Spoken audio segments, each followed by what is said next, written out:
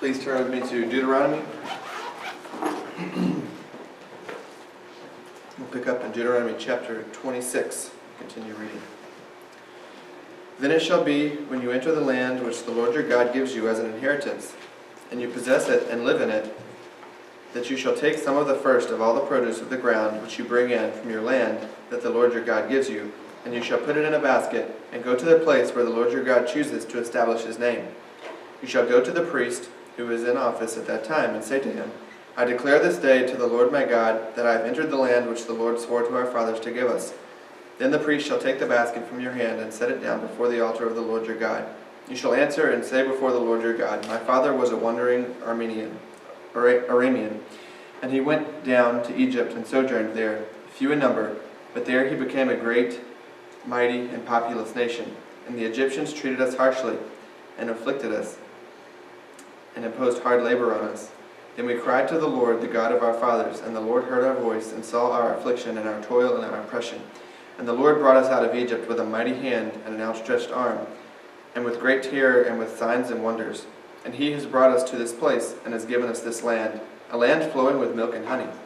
Now behold, I have brought the first of the produce of the ground, which you, O Lord, have given me.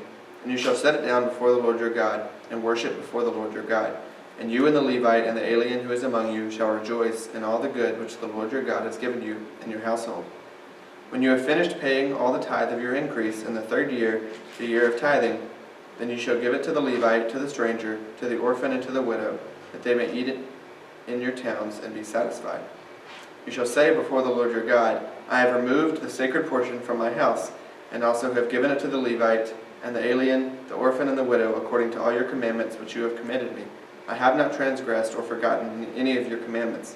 I have not eaten of it while mourning, nor have I removed any of it while I was unclean, nor offered any of it to the dead. I have listened to the voice of the Lord my God. I have done according to all that you have commanded me. Look down from your holy habitation from heaven, and bless your people Israel, and the ground which you have given us, a land flowing with milk and honey, as you swore to our fathers. This day the Lord your God commands you to do these statutes and ordinances. You shall therefore be careful to do them with all your heart and with all your soul. You have today declared the Lord to be your God, and that you would walk in his ways and keep his statutes, his commandments, and his ordinances, and listen to his voice.